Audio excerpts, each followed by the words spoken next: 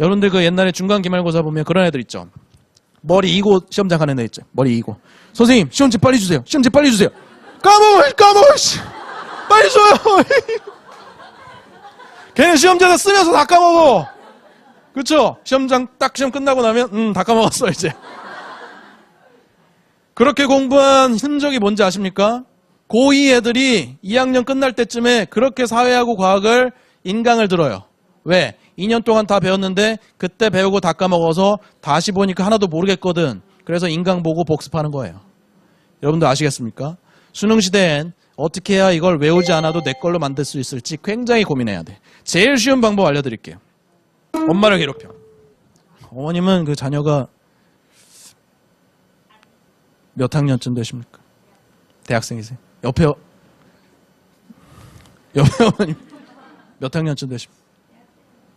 고등학생 있어요? 네, 질문 드리겠습니다. 우리 고등학생 자녀가 방에서 공부할 때 어머님 주로 뭐 하십니까? 거실에 그냥 있으십니까? 침착하게? 일관되게 그냥 가만히 계세요? 보통 애들한테 물어보면 엄마 뭐 하시노? 그러면 자요! 게임해요! 텔레비 봐요! 보통 이렇게 얘기하던데 애들은. 그렇죠? 뭐 어머님들한테 물어보면 독서해요. 뭐 가계부를 써. 자요! 게임해요! 텔레비 봐요! 이게 대부분의 애들의 답변이에요. 그러면 자 질문 드리겠습니다.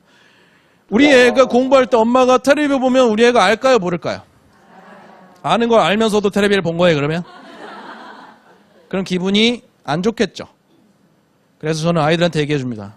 야, 너네 공부하려고 앉으면 오감이 발달해서 엄마가 텔레비 소리 줄여놓고 봐도 고주파음이 다 들리지? 네. 기분이 어때? 더러워요. 그러면 바로 나가서 텔레비 딱 끄고 엄마한테 얘기해. 어머님, 제가 오늘 공부한 코사인 제2법칙을 설명드리겠습니다. 제 설명을 들으시겠습니까? 아니면 텔레비를 계속 보시겠습니까? 그럼 어머님도 뭐라고 하시겠어요? 거기서 텔레비를 보겠다고 하면은 집을 나가. 엄마가 아니야. DNA.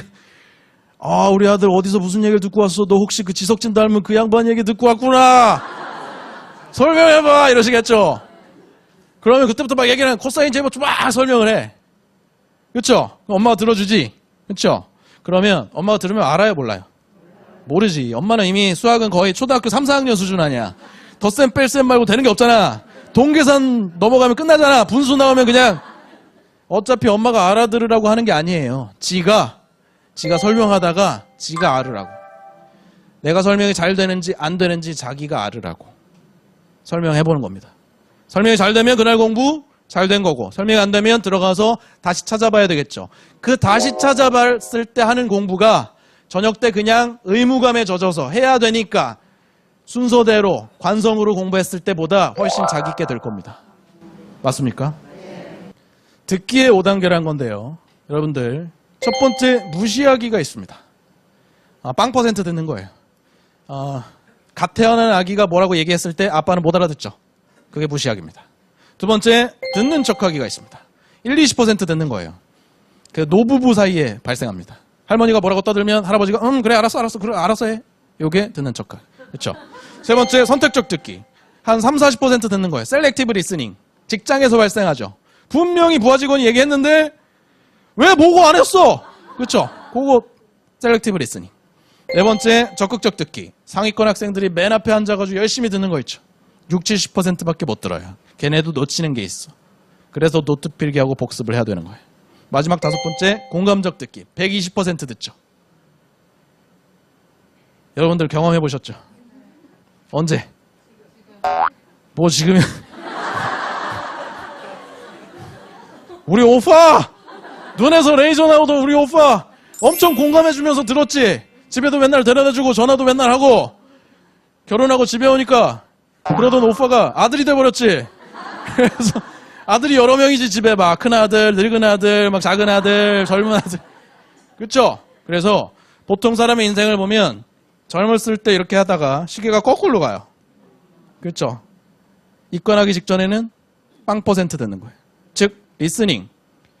여러분들 아이 낳아서 키워보신 경험이 있으시니까 아실 테지만 애가 처음부터 말하나요? 듣고 나서 말하나요?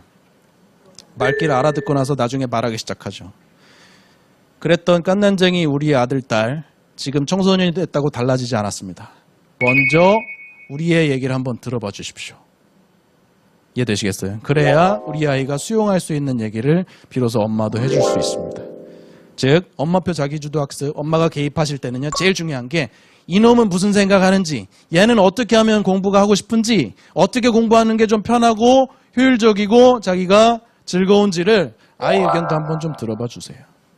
이런 방법들을 통해서 제가 엄마표 자기주도 학습 팁을 좀 설명을 드렸고, 마지막으로 저희 아들 얘기를 하면서 마무리하겠습니다. 저희 애는요 6세예요.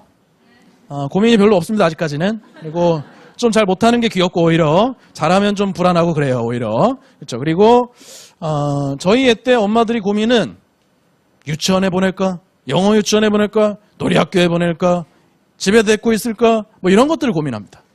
근데 그 영어 유치원, 잘났다는 유아용 어학원 중에 인기 있는 어학원은 이렇습니다. 아이들이 셔틀에서 내리면 들어가는 게 아니라 영어 단어 테스트를 하고 통과하는 아이만 입장할 수 있습니다.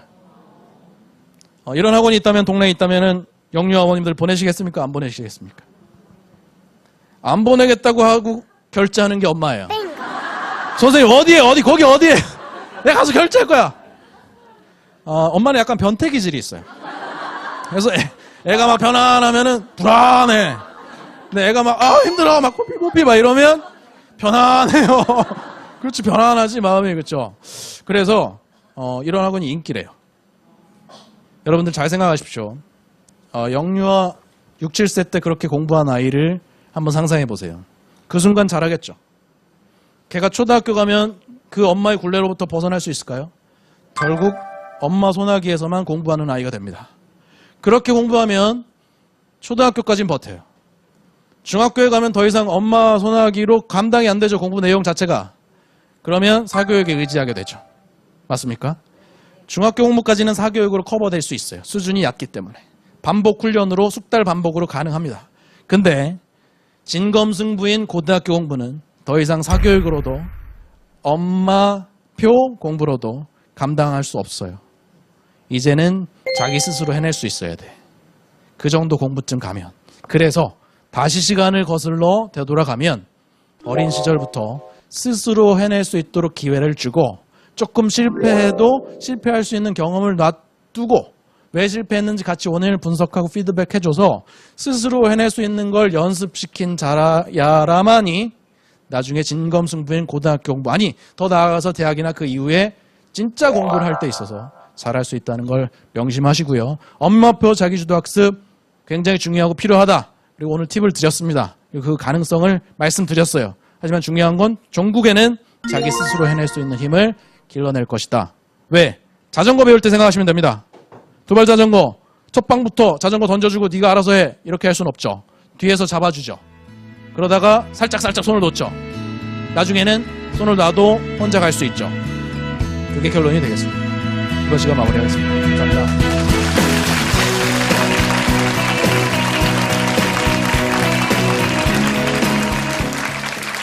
어머님들이 학습에 조력을 해주는 데 있어서 힘들게 하는 것도 엄마지만 결국 솔루션도 엄마한테 있습니다.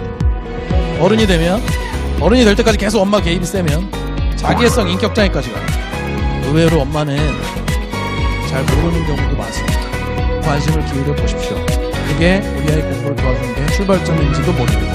부모님과 자녀와의 관계 회복, 그리고 부모님이 자녀를 좀 더 이해하고자 하는 노력, 모든 게 관계로부터 출발하고 관계로 끝난다고 봅니다. 아이들의 공통점, 약점, 강점, 그리고 걔를 관리했을 때의 효과적이었던 방법 같은 것들을 정리한 걸 토대로 16가지 유형을 분류를 한 거예요.